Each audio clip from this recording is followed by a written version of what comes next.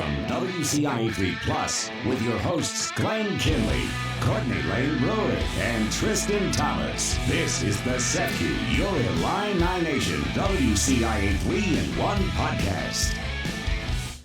Hey, welcome in. It's the WCIA Your Illini Nation 3-in-1 podcast. Courtney's with me as we try to dissect what the heck happened. Here's the deal. Title of that, What the Heck Happened? Yeah, that's the episode title. We won't dive in.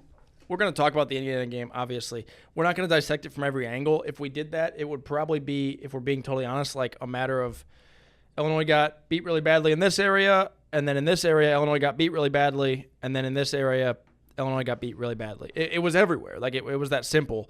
I'm not trying to oversimplify it or anything like that, but it was a matter of everything that the old saying, everything that could go wrong will go wrong, and that's what happened for Illinois. Everything that could go right went right for Indiana. Most of you listening probably watched the game. Block punt, Indiana up 7-0. Illinois gets the long touchdown to Colin Dixon, and at that point you kind of say, okay, we're in for a heavyweight fight here. You know, here we go. Two good teams going right at it, and this is going to be a great football game. And then it was 14-7, 21-7. And so on and so forth. And so by halftime, it felt like the game was over. And then after the first drive of the second half, the game was over. We won't, like I said, we won't dive in too deep to everything that went wrong in Indiana. But stating the obvious, it makes this weekend's game against USC like really, really, really big. Yeah. I'm curious, Glenn, since you and Tristan were there, I'm curious, what was the immediate vibe from, you guys spoke to Brett Bielema and Luke and Dylan, right? Yeah, Dylan Rose. What was their immediate reaction after the game? I think probably about what you would expect, in the sense that it was Luke used the word sickening like 5 times, and that was like what it was. Like there was no silver lining. Even at Oregon last year, there was like, all right, well, we hung in there in the second half. We proved that, you know, we can at least play with these guys if we're playing our best, or we limited the damage. Like, there was none of that. There was no silver lining. There was no, okay, well, at least this area looked good, right? Okay, well, the game didn't go well, but at least like Leon Lowry had a sack at the beginning of the game. But that was it. If he had 3 sacks, you could say, oh, at least Leon Lowry had a great game. No, like, there was no silver lining. And so it was just kind of disgust, probably is the word. Maybe a little bit of like shock, in that, like, I think Illinois fans and probably the Illinois team would tell you they didn't think that could happen. Like, They didn't think that probably anybody in the country could beat them like that. Not that they couldn't lose to anybody in the country, but didn't think that they thought they were a good enough team to not lose by 50 to anybody. And that's what happened. It was a 53-point game, and it was kind of a joint mindset of, all right, it happened. You can't erase it. You can't undo it. What I told Tristan on our drive back is, I think if Illinois and Indiana played 10 more times, I think Indiana wins 8 of them, 7 of them. But I don't think any of the 10 are 53 points. Like, I think that never happens again. I think Indiana played as good as it could, and Illinois played as bad as it could, and it was the perfect storm. And like I said, I'm not saying that Indiana isn't the better team. Like, you'd be kind of crazy to say that's not the case after Saturday and what we saw, but I don't think Indiana is 53 points better than Illinois. I agree. And I think most people would agree with that, but like I said, that doesn't matter. It happened, and there is no, well, we had an off day. Well, our defensive backs were hurt. Yeah, and so what? Like, I really think it was already a big game, but this Saturday's game, the homecoming game, sold-out crowd against USC, is just massive for so many reasons. But it's almost more important than if they had won. It absolutely is. If Illinois beats Indiana and loses to USC, you feel like it's not the end of the world, and you feel like, okay, well, we beat a really good Indiana team.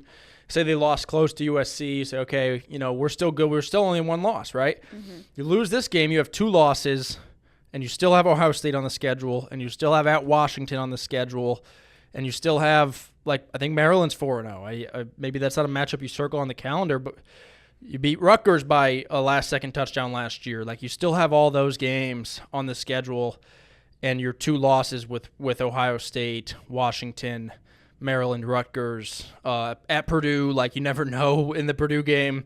I know it's Purdue, but, like, that was an overtime game last year. And so really, again, everything went wrong for Illinois, but perhaps one of the more concerning parts were just the offense and the O-line specifically. Now, we talked to Bart Miller today, the O-line coach, and he said, in better words than this, I don't want to wrongly paraphrase him, but he was like, we had problems. The whole offense, it was an issue. Like nothing went well. It wasn't just the O-line, which is true. Taking accountability. Yeah, there. Not all coaches would do that. Yeah, it was everybody. It wasn't just the O-line. Now, he said the O-line was not good. I didn't think Luke was particularly good. In fact, I thought some of those sacks, the people say, oh, there goes the O-line. He got sacked 7 times. Luke stepped up into some of those. Now, on the flip side, I think Luke wasn't very comfortable back there. I think Luke got sacked enough to where he was worried, and when he normally would take off to run, can I run here? Is there space? And then he would hesitate, and now it was gone. The gap was gone. Or can I hit this guy? And maybe he's worried about, am I going to get hit from behind as I throw this? And it's going to be a fumble, and so now he's hesitating a half second before he throws it, and it's not there anymore. So I didn't think Luke was good, Luke didn't think Luke was good. He said that after the game. But I think one of the more, I don't know if concerning is the right word. Probably, yeah, you could use the word concerning for about everything we're talking about here. But one of the more interesting or more concerning things that we saw, or heard, I should say, was Curt Cignetti after the game. And I would say maybe take this. Were you guys in there? We weren't in there. Saw stuff on social media, ESPN and stuff like that. But it's different everywhere. Yeah. But he said, and this is Curt Cignetti, who famously, I don't want to say runs his mouth, but like, if you ask most people in the country, why do you know Curt Cignetti, they would Google me, I win. Like, that's what he's known for, right? And he's fired up after a big win, so maybe you take this with a grain of salt, but he said straight up, we saw on tape that our D-line could whip their O-line, and we did. And it was that simple. And from his perspective, or at least what the Indiana coach said after the game, this was not a matter of the Illinois O-line had an off day.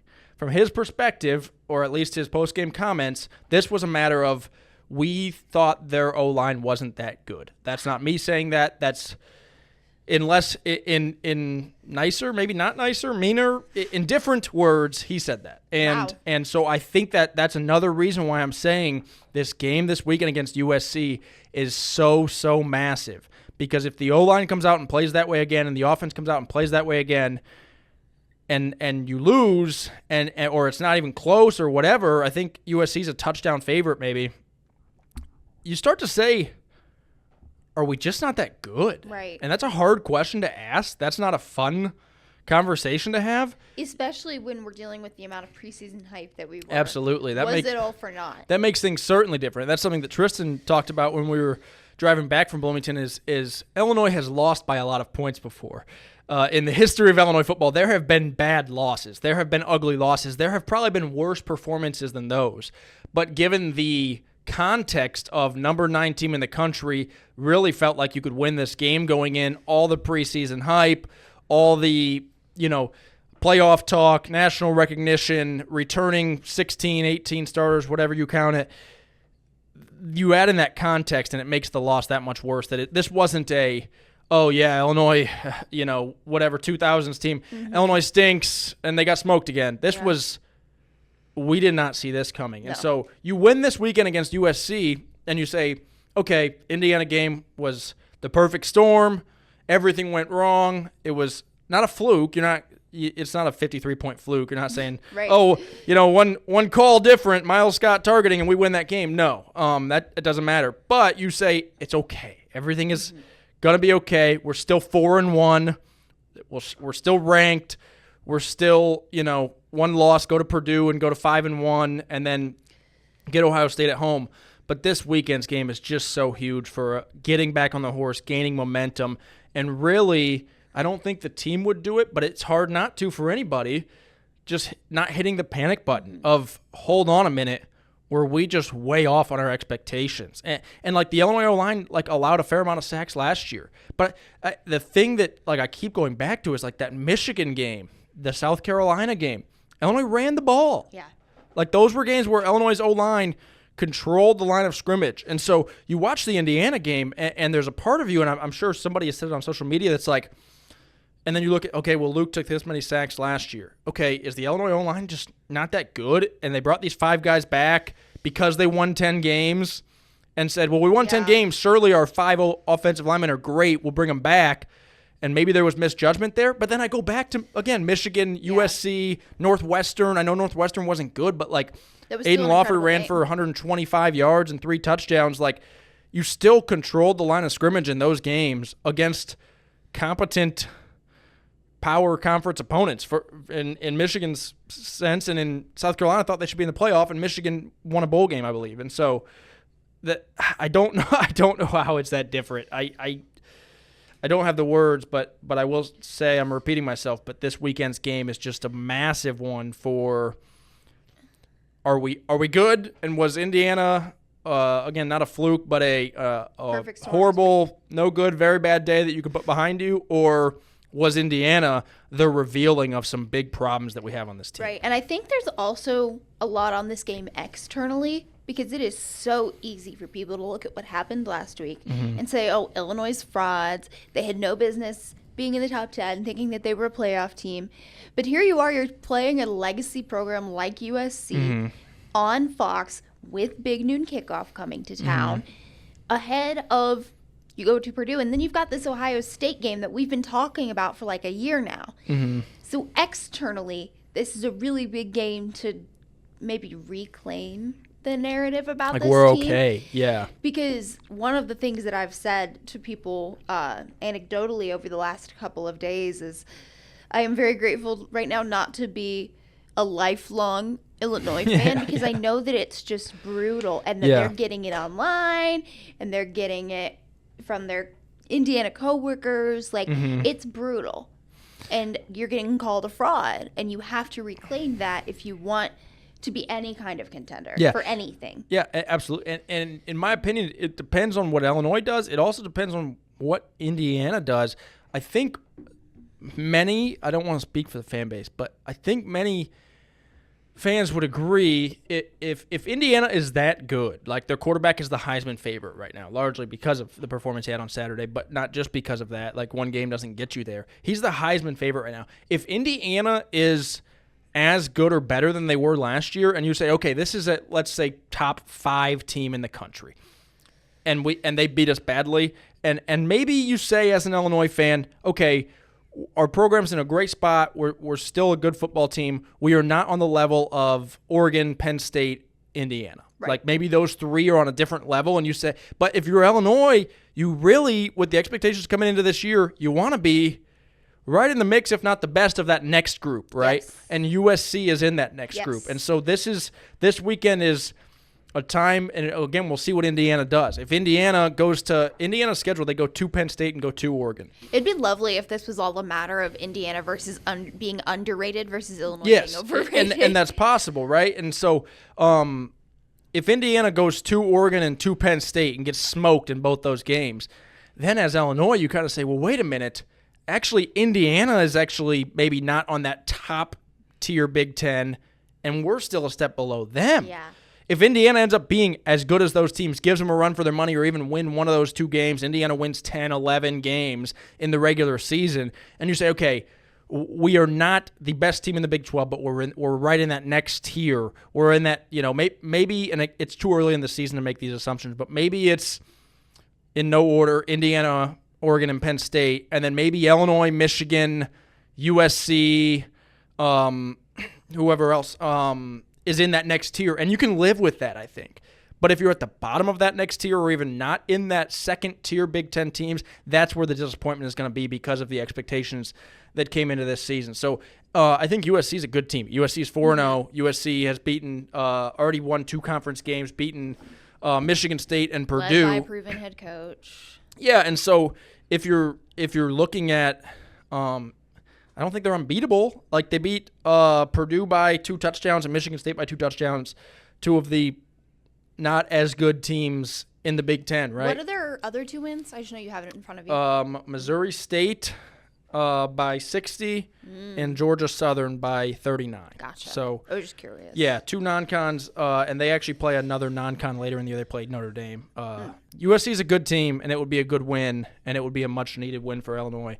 But it all starts with the offense figuring something out and starting faster. But, like, after a loss like that, like, the slow start isn't really even the talking point because That's it was what a slow – I said yesterday I mean, Bielema on said TV. – he said after the game, he was like, well, it wasn't really a slow start. We were bad in the first quarter, second quarter, third quarter, and fourth quarter. We were actually pretty consistent. And it was right. And so, like, do you talk about but I will say the slow start didn't help, right? Like, I asked Bart Miller today, like, what stopped, and maybe this is a stupid question, but what stopped the Illinois offense from flipping that switch in the second half like they did against Duke, like they did against Western Michigan? He's like, we were down 35-10. Yeah, you're right. And so the slow start was a massive issue, and then things just got out of hand. We said it all week last week. If Illinois started the same way they did against Duke and the same way they did against Western Michigan, it was going to be too late by halftime. And that's exactly what happened, is that they started slow again, and it wasn't a disastrously slow start in the sense of, obviously, the block punt was bad, but then you punch back, and it's 7-7, and they had forced an Indiana punt before that, I think. And so it wasn't like the first series. You know, it wasn't like From the jump. Yes, it wasn't like Indiana scored on a second play from scrimmage, and Illinois went 3 and out, and Indiana scored again, and Illinois went 3 and out. It wasn't like that, but it got out of hand quickly. Could you imagine what we'd be sitting here talking about if that had been the case? Lots to clean up. We'll give you a quick injury report, and then we'll take a break. We're recording this on Tuesday, and so by Thursday we'll talk to Brett Bielema again. We'll know more then. We'll have it online and on air for you. As of right now, and correct me if I'm wrong, Courtney, Miles Scott's obviously back. He wasn't hurt. He just was ejected for a targeting penalty. I had someone ask, does he have to sit out another game or half another game? No, because the targeting penalty was in the first half. If it was in the second half, he'd have to miss the first half of this game. Mac Rusetic is expected to be back. Yes. We didn't get... He kind of glossed over, but he glossed over it, but not in a way that was concerning. Just yes, in I think if he had a serious injury, he wouldn't have glossed over. Well, I guess we're making an assumption. He had more important injuries to get to. Yes, Xavier Scott will miss an extended period of time. He didn't say it's season ending, but he didn't say it's not either. He said there's a possibility he comes back later in the year. He's out for a while. He's going to have surgery, and so that's a big blow for the Illinois defense. Matthew Bailey is in concussion protocol. He said he could get cleared this week. Bielema did say the good news for Matthew Bailey is he has played so much football that if he gets cleared on Thursday or even Friday from concussion protocol, okay, he hasn't done full game prep, they still trust him. They're still going to play him. It's not like a guy where it's like... That's also just who he is. Right. It's not like it's a younger guy where you say he got cleared Friday, but he didn't practice with us all week. He's not ready for USC. Like, they will play him. Who am I missing? Torrey Cox, fine. And Caleb Patterson. Torrey Cox, Caleb Patterson, both fine, which is really... I wasn't concerned about Torrey, but Caleb Patterson left the game in a boot and crutches. Mm-hmm. So I was kind of worried about that one. They said x-rays were negative. He's good to go. And then Aiden Lawfrey didn't play against... Yeah. Indiana, but should be good for USC. Aiden Lawfrey and Justin Bowick both, yes. I believe. Dylan Rosiak played last week, so expect him to be fine. Did we miss anybody? There were so many guys in that defensive back room that were hurt. I was texting you guys during Bielema presser on Monday. So-and-so okay. So-and-so okay. X out for the foreseeable future. Da-da-da-da. Just firing them off. And I think that's all the short version that we'll sum it up with is Xavier Scott out for several weeks. Matthew Bailey concussion protocol to be determined. Everybody else good. Is that correct? Good. Yes. Okay. Except James Clark. James Clark, we didn't get an update on. We'll try to ask Bielema about it on Thursday. The last 3 or 4 weeks, it's been, well, we might get Jaheim back this week. If not, we'll get him back next week. And it's the same thing next week. So we'll try to get more answers on that on Thursday. That concludes our really fun, super positive football talk. Yesterday in the 6th, during when we speak to the anchors before sports, Jennifer looked at me on air and goes, "Do we have to talk about it?" Unfortunately, on this podcast, we have to. Yeah. Maybe we'll put a disclaimer in the caption or something like skip to 22 minutes if you'd like to avoid football talk. We're going to talk men's basketball after this break. Courtney talked to Brad Underwood yesterday. We'll tell you a little bit about what he had to say on the other side of this break. All right, welcome back. basketball season is just around the corner. Ooh. And Courtney, you talked to Brad Underwood yesterday. As practice begun, was it practice one yesterday? Is that Practice one correct? yesterday. And your Cliff Notes takeaways of what he had to say. I know Cliff he didn't Notes, have a ton because they're just starting practice. Right. That was the thing. It was very, here we go. Talked a little bit about scheduling. Talked quite a bit about the push for maybe 5 years of eligibility. He had some comments about that. Spoiler alert, he's all for it. He talked about, obviously, Ty Rogers. Lots of folks have questions there. And it was classic Brad, where I think he straight up said, I don't want to tell you. I'm not going to tell you he's not playing. I'm not going to tell you he's playing. And then Andrei Sjokovic had a knee sprain in early September, which I had missed. And he is on the mend, working his way back. And then eligibility still in final stages for Mihajlo Petrovic. Okay. Yeah, that's kind of the injury and lineup notes. But it that sounded was really like it. It sounded like TBD on if Andre is back for the season opener, and TBD on if Ty is back for the season at all. From what I heard. Yes. And then I think they're probably hopeful with Milo that he'll get cleared. They went through it last year with Tommy a little bit, stuff like that. So we'll keep you updated as we learn more on those. From a personnel perspective, he seemed really high on a number of things that we knew he was. These are not new. Like, we knew that he was fired up about these things, but like Kylan Boswell's defense and what he can do there, I think he's really excited about. Excited about Zvonimir Ivicic and the steps that he made physically throughout the offseason working with Fletch. I think he thinks Ben Hummerkaus can be even better. I was just about to mention Ben Hummerkaus this year. Gained to 25 pounds of muscle. Yeah, and so I think what he said was he's not just happy to be here anymore. Not that he was not trying to make an impact last year, but last year was like a massive step up for him, right? I shouldn't say massive, but yeah, like a pretty big step up for him from where he was playing previously. And so now he's been in it. He's ready to hit the ground running rather than trying to get settled in and figure out this new system and figure out this new level of playing in the Big Ten. And then your leadership, I think they'll lean on as far as that was actually something Brian Ben, said quite a bit yesterday. Jake, Kylan, Tommy back. Like, I think that's significant, and having those guys be able to set the tone. And Kylan's a leader. Like, Kylan is a natural leader and a guy who I have no doubt will say, we don't do that here.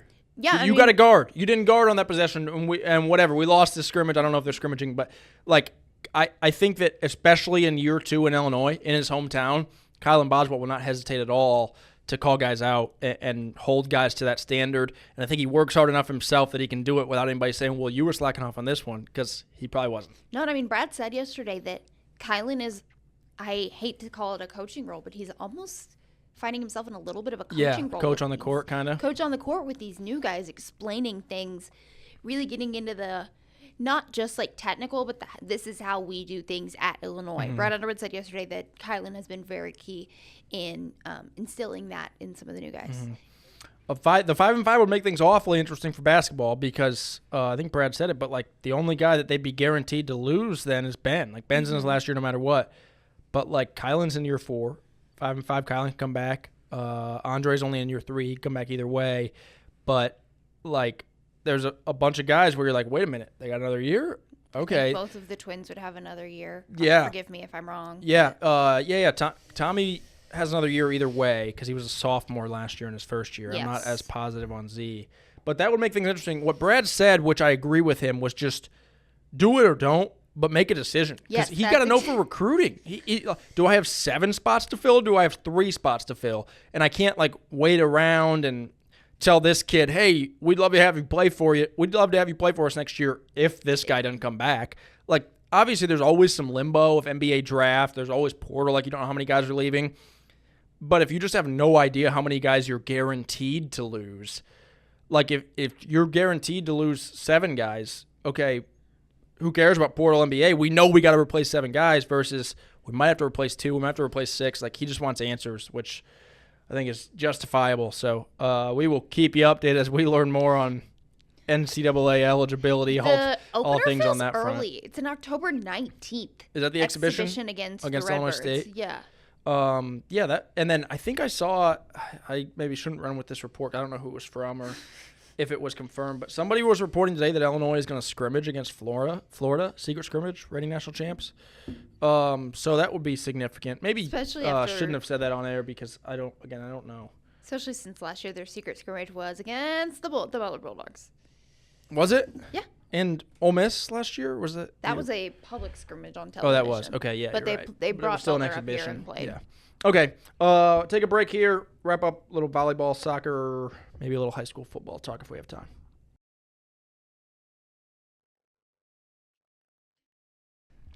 All right, welcome back. Couple notes for you, and then we'll send you off. Illinois volleyball conference opener at home this Friday in Huff Hall against Oregon. Huff was bumping over the weekend. Yeah. It probably Saturday worked out during well the for them in a game. sense that Illinois football was on the road. So Yeah. anybody who stayed in town was like, I'll go watch this volleyball team. And then everyone who went and watched the game at home or at a restaurant on Saturday night was there for EIU on Sunday afternoon. So it was really good to see Huff packed and to see this team.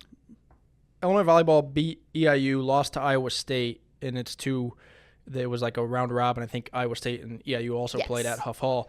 The volleyball team is in the spot where they're kind of trying to get over that hump of like right now I think they're probably beating the teams they should. Right now they're probably losing to the teams that you would expect them to maybe. And they're trying to get to that next level of not just competing. They're competing with anybody. I think they took a set from number 3 Louisville. But getting to that next level of not just competing with those really good teams, but stealing some of those wins. It's just so hard to do in the Big Ten. Difficult, for sure. So Big Ten play starts on Friday at home for Chris Thomas and his team. Thursday at home, Illinois women's soccer, who's off to a sensational start on the season, hosting number 8 Penn State. That's not the conference opener. They actually just lost for the first time this year. Conference home opener, though. Conference home opener for a team that has been really good. And Katie Holteen talked yesterday ahead of the football press conference. She was like, get over here. Yeah, she was like, please. Yeah, fill this place up. And you guys, I don't know if people realize this, it's free. Yeah. It's free. Bring your kids, go let the kids run around and watch some really enjoy, good soccer. go enjoy and a soccer game. if you have plans on Thursday, Sunday morning, they play another top 25 team in number 22 Ohio State. So you have 2 chances to get out there. And we're talking about rankings. Illinois is number 18. So you're getting out there to see top 25 soccer. Really exciting, really cool to see what Katie Holteen is doing in, I was going to say in year 1, but honestly, she's in the like first month quarter of year 1. Yeah. No, it's been awesome. Lastly, and then we'll send you off, our spotlight game of the week for Friday Football Fever, high school football this Friday. Mahomet Seymour versus Mount Zion. Should be a good game. I think Mahomet Seymour already has a couple losses, but they've played a couple good teams, and Mahomet Seymour is one of those programs that is typically just good, and so as is Mount Zion. And so that should be a really good game. I think we're looking forward to that one. We'll be covering that and 15 to 20 others. So join us on Friday Football Fever. And then getting up bright and join early us Saturday early morning, 9:30 on digital channels for the pregame show. Of course, we'll have tons of coverage postgame too as Illinois host USC for homecoming, and big noon kickoff will be here. Anything else, Courtney? No, should be a fun weekend. Sweet. Thanks for listening, watching, however you did, and tuning in this week. We will see you again next week.